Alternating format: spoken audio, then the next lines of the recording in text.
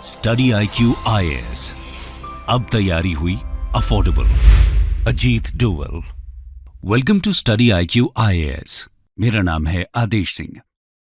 दोस्तों, आज की कहानी एक ऐसी शख्सियत की है जिसको भारत का जेम्स बॉन्ड भी कहते हैं। जी हां, हम बात कर रहे हैं इंडिया के current national security adviser Shri Ajit Doval ji की।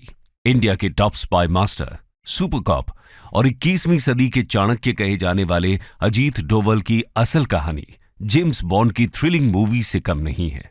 पाकिस्तान आज भी इनके नाम से थर थर कांपता है।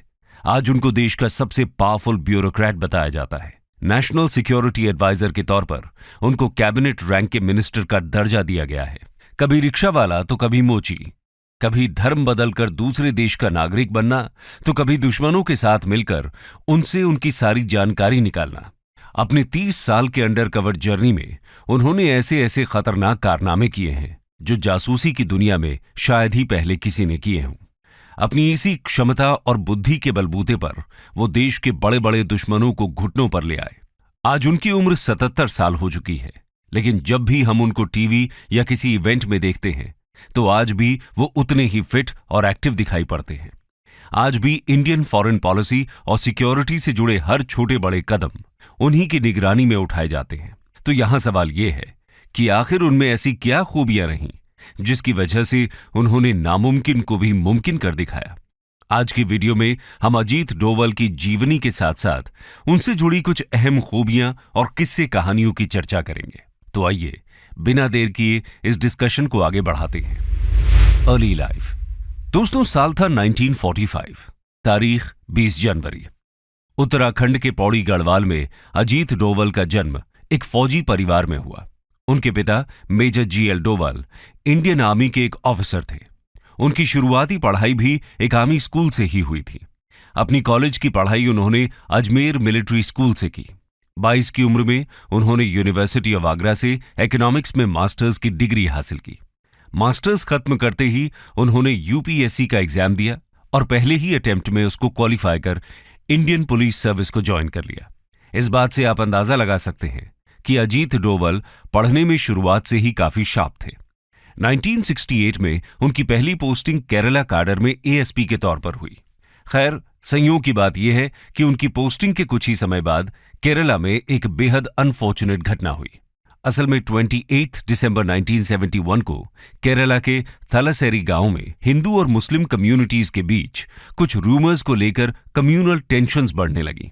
1972 के फर्स्ट वीक तक आते आते इन टेंशन्स ने एक फुल ब्लोन हिंदू मुस्लिम राइट्स का रूप ले लिया।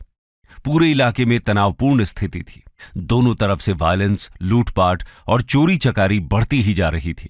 हालात को काबू से बाहर निकलता देख देश के तत्कालीन होम मिनिस्टर के करुणाकरण एक ऐसे पुलिस पर्सनल की तलाश करने लगे जो इन राइट्स को कंट्रोल कर सके।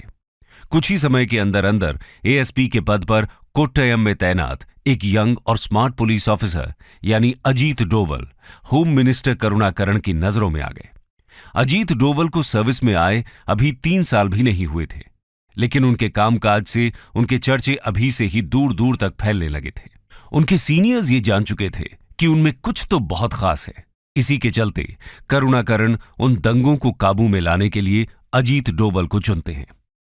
बस फिर क्या था, अजीत डोवल ने कुछ ही दिनों के अंदर अंदर दोनों कम्युनिटीज के लोगों को समझाकर न सिर्फ इन दंगों को शांत किया, बल्कि उन लोगों पर अपना ऐसा जादू चलाया कि वो लोग एक दूसरे के लुटे हुए सामान को भी वापस करने के लिए राजी हो गए। यानी जो काम पूरे स्टेट की पुलिस नहीं कर पा रही थी, वो अजीत डोवल ने खुद अकेले ही कुछ ही क्षणों में कर दिखाया। उनके इस पराक्रम के चर्चे केरला से लेकर दिल्ली तक होने लगे। देखते ही देखते अपने इसी हुनर की वजह से वो दिल्ली में बैठे इंटेलिजेंस ऑफिसर्स की नजरों में आ गए और तभी उन्हें सेंट्रल सर्विसेज के लिए केरला से दिल्ली बुला लिया गया। दिल्ली में उन्हें सेंट्रल इंटेलिजेंस एजेंसी IB यानी इंटेलिजेंस ब्यूरो में डेप्यूटेशन के लिए भेज दिया गया। इसके साथ ही उन्होंने इतनी कम उम्र में जासूसी की दुनिया में कदम रखा और यहीं से एक यंग IPS ऑफिसर का इंडिया का स्पाई मास्टर बनने का सफर शुरू हुआ। आइए अब उनके इस रोमांचक सफर पर एक नजर डालते हैं। The life undercover. तो दोस्तों, लगभग 7 साल की पुलिस सर्विस के बाद अजीत डोवल आईबी में नियुक्त हो जाते हैं। शुरुआत में कुछ समय के लिए उन्हें कुछ डेस्क वर्क सौंपा जाता है। इत्तेफाक की बात है, 1970s में इंडिया के नॉर्थ ईस्ट रीजन में इंसर्जेंसी का माहौल था। वहां के स्टेट्स खुद के लिए एक इंडिपेंडेंट नेशन की मांग कर रहे थे। अगर बात करें मिजोरम स्टेट की, तो वहां एक सेपरेटिस्ट लालडेंगा की लीडरशिप के अंडर इंस्टेबिलिटी अपने पीक पर थी। ये वहां अपनी एक अलग पैरेलल सरकार चला रहे थे। मिजो नेशनल फ्रंट मिजोरम को इंडिया से अलग करने की मांग कर रहा था। दिल्ली में बैठी इंडियन गवर्नमेंट के लिए यह सिचुएशन बहुत नाजुक थी। ऐसे में आईबी ने यह तय किया कि उनका कोई ऑफिसर मिजोरम जाकर इन इंसर्जेंट्स को शांत करने की कोशिश करेगा। लेकिन सवाल था कि यह करेगा कौन? अब जवाब केवल एक ही था, जी हां, अजीत डोवल। अजीत डोवल अपनी मैरिज के कुछ ही महीनों बाद अपने वर्क पर वापस लौटे थे। जब उनको मिजोरम की हालत का पता चला तो उन्होंने खुद आगे आकर वहां जाने की बात कही। सबको कहीं ना कहीं इस बात का भरोसा था कि अब ये सिचुएशन सॉल्व हो ही जाएगी। खैर, वहां जाकर उन्होंने अपनी खास रणनीति बिछाई और एक एक करके सभी दुश्मनों को ढेर कर दिया। असल में लालडेंगा अपना आतंक अपने 7 कमांडर्स के बलबूते पर फैलाता था। ये 7 कमांडर्स लालडेंगा की सबसे बड़ी ताकत होने के साथ साथ सबसे बड़ी कमजोरी भी थे, और अजीत डोवल ने उनकी इसी कमजोरी पर वार किया। उन्होंने इन 7 में से 6 कमांडर्स को अलग अलग तरह से लालच और दिलासा देकर अपनी तरफ शामिल कर लिया। यहां लालडेंगा को जब ये पता चला कि उसकी असल पावर तो उसके हाथों से जा चुकी है, तब उसको भारत सरकार के आगे घुटने टेकने ही पड़े। कुछ समय बाद लालडेंगा और भारत सरकार के बीच पीस टॉक्स कराई गई। इसी के साथ मिजोरम के सेपरेटिस्ट मूवमेंट को खत्म किया गया। वहां चुनाव करवाए गए और आखिरकार अजीत डोवल का यह मिशन कामयाब रहा। मिजोरम के इंडिया के साथ सक्सेसफुल एक्सेशन में अजीत डोवल के इमेंस कंट्रीब्यूशन के चलते उनको प्रेसिडेंट्स पुलिस मेडल से नवाजा गया। इतने कम सर्विस ईयर्स में अजीत डोवल ऐसे पहले ऑफिसर थे जिनको इस पदक से सम्मानित किया गया। खैर, मिजोरम के बाद ऐसा ही कुछ सिक्किम में भी हुआ। सिक्किम तब तक इंडियन यूनियन का पार्ट नहीं बना था। सिक्किम के राजा इंडिया के साथ एक्सेशन नहीं करना चाहते थे, लेकिन एक बार फिर अपनी चाणक्य नीति से अजीत डोवल ने सिक्किम को इंडियन यूनियन के साथ सक्सेसफुली मर्ज कर दिखाया। खैर, 1970s के एंड तक आते आते नॉर्थ ईस्ट की सिचुएशन तो कुछ स्टेबल हो चुकी थी, लेकिन अगले दशक में पंजाब में कुछ नई टेंशन्स उबाल ले रही थी। पंजाब में खालिस्तानी मिलिटेंट्स अपने अलग देश खालिस्तान की मांग करने लगे। मिलिटेंट्स के गुट अमृतसर के गोल्डन टेम्पल को अपना सेफ शेल्टर बनाकर पूरे शहर में आतंक फैलाने लगे। चीजें काबू से बहुत ज्यादा बाहर होने लगी। 1984 तक आते आते ऑपरेशन ब्लू स्टार की नौबत आ गई। इंडियन मिलिट्री पर्सनल्स ने गोल्डन टेम्पल को मिलिटेंट्स से मुक्त करने के लिए इस ऑपरेशन को लॉन्च किया और उन मिलिटेंट्स को वहां से खदेड़ दिया। लेकिन इस ऑपरेशन के बाद भी गोल्डन टेम्पल पूरी तरह मिलिटेंट से मुक्त नहीं हुआ था। इस प्रॉब्लम का पूरी तरह सफाया करने के लिए 1988 में ऑपरेशन ब्लैक थंडर लॉन्च किया गया और इस ऑपरेशन में अजीत डोवल की बेहद अहम भूमिका रही। आपको जानकर हैरानी होगी कि इन बचे हुए मिलिटेंट्स की जानकारी निकालने के लिए उन्होंने एक रिक्शा पुलर का भेष बनाया। इतना ही नहीं, इस भेष के साथ उन्होंने उन मिलिटेंट्स पर ऐसा जादू चलाया कि वो ये मानने के लिए तैयार हो गए कि ये रिक्शा पुलर एक पाकिस्तानी इंटेलिजेंस ऑफिसर है जो उनकी मदद के लिए वहां आया है। बस फिर क्या था, इसी बात का फायदा उठाकर उन्होंने उन मिलिटेंट्स के साथ गोल्डन टेम्पल के अंदर रहकर उनकी हर छोटी बड़ी जानकारी इकट्ठा की और इंडियन आर्मी को सौंप दी। इसी जानकारी के आधार पर ऑपरेशन ब्लैक थंडर लॉन्च किया गया और अजीत डोवल इसको पार लगाने में कामयाब रहे। इसके अलावा अगर हम बात करें पाकिस्तान की, तो ये शायद अजीत डोवल के वर्क फ्रंट का सबसे क्रूशल प्रोजेक्ट रहा। जैसा कि हम सब जानते ही हैं, 1972 में इंडिया ने अपना फर्स्ट न्यूक्लियर टेस्ट कंडक्ट किया। ये टेस्ट सक्सेसफुल होते ही पाकिस्तान मानो तिल मिला गया। इसके तुरंत बाद पाकिस्तान के nuclear scientist doctor AQ Khan ने पाकिस्तान न्यूक्लियर प्रोग्राम को डिवेलप करने के लिए चाइना और फ्रांस से मदद मांगी। फ्रांस को जैसे ही पाकिस्तान के एंटी इंडिया एम्बिशंस की भनक लगी, वैसे ही वो उस प्रोग्राम से पीछे हट गया। लेकिन चाइना ने पाकिस्तान का हाथ नहीं छोड़ा। उधर नॉर्थ कोरिया भी पाकिस्तान के न्यूक्लियर प्रोग्राम में उसकी मदद कर रहा था। जैसे ही इस चीज की खबर इंडियन पीएम इंदिरा गांधी को लगी, उन्होंने पाकिस्तान की इन सभी गतिविधियों को ट्रेस करने के लिए अपना स्पाई नेटवर्क पाकिस्तान और चाइना में बिछा दिया। अजीत डोवल को पाकिस्तान भेजा गया। वो एक बेगर यानी भिखारी का भेष बनाकर पाकिस्तान के काहूता शहर पहुंच गए। इनको शक था कि यहां खान रिसर्च सेंटर नाम के इंस्टीट्यूट के अंदर पाकिस्तान का न्यूक्लियर प्रोग्राम चल रहा है। वो इस सेंटर के बाहर बैठकर यहां आने जाने वाले सभी साइंटिस्ट्स को ट्रैक करने लगे, लेकिन उससे उनको यहां पर चल रही न्यूक्लियर प्रोग्राम्स का कोई पुख्ता सबूत हासिल नहीं हुआ।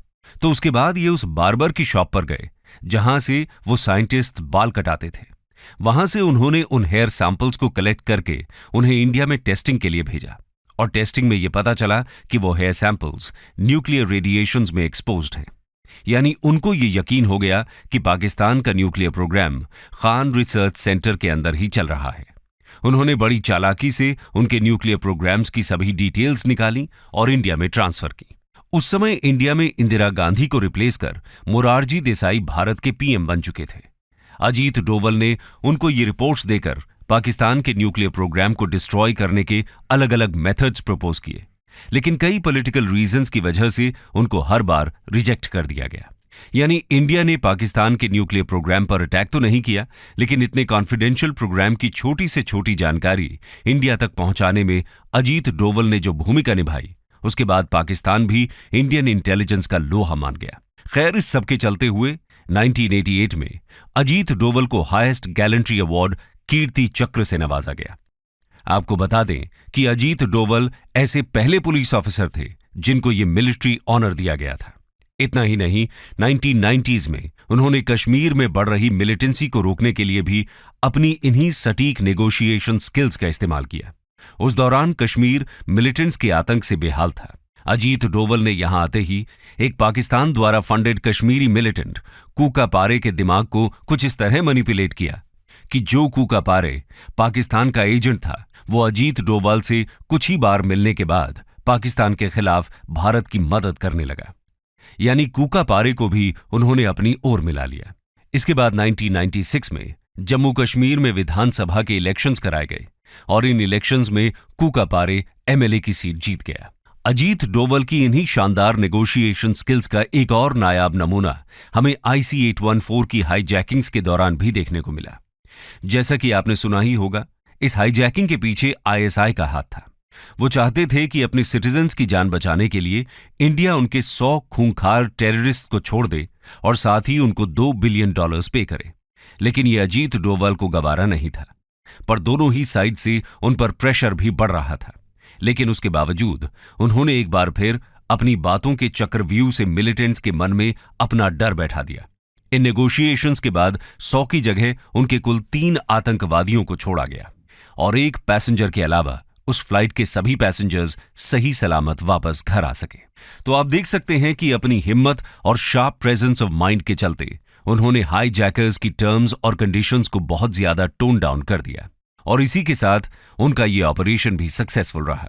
सोर्सेज की माने तो 1971 से 1999 तक इंडियन एयरलाइंस की 15 हाईजैकिंग्स में से हर एक की टर्मिनेशन में अजीत डोवल का एक्टिव कंट्रीब्यूशन रहा। लेकिन उनका ये सफर अभी खत्म नहीं हुआ, और वो कैसे, आइए देखते हैं। Post retirement phase. तो दोस्तों, 7 साल पुलिस फोर्स और लगभग 30 साल इंटेलिजेंस ब्यूरो में काम करने के बाद जनवरी 2005 में वो IB के चीफ के पद से रिटायर हुए। लेकिन उसके बाद भी वो देश की पॉलिटिक्स, एकेडेमिक्स और स्पेशली नेशनल सिक्योरिटी के मैटर्स में एक्टिवली इन्वॉल्व रहे। इस दौरान उन्होंने कई रिनाउंड गवर्नमेंट और नॉन गवर्नमेंटल इंस्टीट्यूशंस और सिक्योरिटी थिंक टैंक्स में इंडिया के सिक्योरिटी चैलेंजेस और फॉरेन पॉलिसी ऑब्जेक्टिव्स पर लेक्चर्स डिलीवर किए। कई लीडिंग न्यूज़पेपर्स और जर्नल्स में इंडिया की सिक्योरिटी से रिलेटेड आर्टिकल्स भी पब्लिश किए। दिसंबर 2009 में उन्होंने एक leading public policy think tank Vivekananda international foundation की स्थापना की और इस तरह वो अपने पोस्ट रिटायरमेंट फेज में दुनिया के सामने खुलकर इंडिया की नेशनल सिक्योरिटी ऑब्जेक्टिव्स को प्रमोट करते नजर आए। लेकिन उनकी जिंदगी के इस फेज ने एक बड़ा टर्न 2014 में लिया, जब न्यू दिल्ली में बीजेपी की गवर्नमेंट ने अपनी सत्ता स्थापित की। 30 मई 2014 को पीएम मोदी ने उनको देश के 5th नेशनल सिक्योरिटी एडवाइजर के रूप में नियुक्त किया।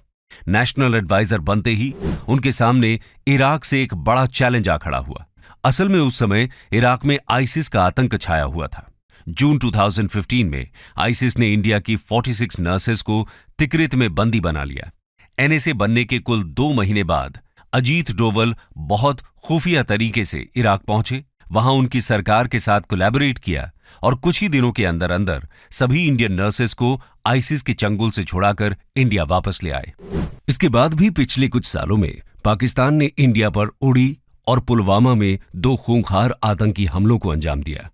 इन दोनों हमलों के रिस्पांस में भारत की ओर से जो सक्सेसफुल सर्जिकल स्ट्राइक्स हुई, उन दोनों के मास्टरमाइंड और कोई नहीं बल्कि खुद अजीत डोवल ही थे। आपको याद होगा कि पुलवामा की सर्जिकल स्ट्राइक में विंग कमांडर अभिनंदन का प्लेन पाकिस्तान के इलाके में जा गिरा और वो पाकिस्तान के कब्जे में आ गए। जाहिर है कि पाकिस्तान उनको इतनी आसानी से छोड़ने वाला नहीं था, लेकिन अजीत डोवल ने यहां से अमेरिका फोन घुमाया और वहां से उनके काउंटरपार्ट ने पाकिस्तान पर प्रेशर बनाया और कुछ ही घंटों के अंदर विंग कमांडर अभिनंदन को बाइज्जत इंडिया को सौंप दिया गया। हालांकि पाकिस्तान इसको एक गुडविल जेस्चर का नाम देता है, लेकिन असल में ये सब अजीत डोवल के ही खौफ का नतीजा था। तो दोस्तों, ये वीडियो खत्म तो हो जाएगी, लेकिन अजीत डोवल की वीरता के किस्से कहीं खत्म नहीं होंगे। उनकी जिंदगी की कहानी असल में इतने थ्रिल और रोमांच से भरी हुई है, लेकिन अब तक आप ये अंदाजा लगा ही सकते हैं कि अपने 30 साल लंबे जासूसी के करियर में उन्होंने कैसी कैसी खूंखार परिस्थितियों को अकेले फेस करते हुए पूरे इंडिया की सिक्योरिटी को सर आंखों पर रखा। इस दौरान कई बार बात उनकी जान पर भी बनाई, लेकिन उन्होंने कभी भी घबराकर एक भी कदम पीछे नहीं रखा। बिना डरे, बिना डगमगाए वो अपने मकसद पर हमेशा अडिग रहे। वो बहुत दूरदर्शी हैं, अपने दुश्मनों से कई गुना आगे की सोच रखते हैं।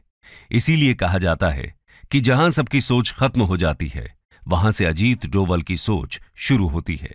अपनी शार्प मेंटालिटी के जरिए अपने राइवल्स के दिमाग को पढ़ लेना और उसी के बेस पर उनकी साइकोलॉजी के साथ खेलना अजीत डोवल की सबसे बड़ी खूबी रही। इसी के बल पर उन्होंने अच्छे अच्छे मास्टरमाइंड्स के प्लान्स को फ्लॉप कर दिया। इसके अलावा अपनी मातृभूमि की रक्षा को लेकर उनका जुनून और हिम्मत उनको उनके हर काम में सफलता दिलाती गई। तो दोस्तों, ये थी कहानी इंडिया के सबसे powerful spy master Ajit Doval की। स्टडी IQ IAS अब तैयारी हुई अफोर्डेबल।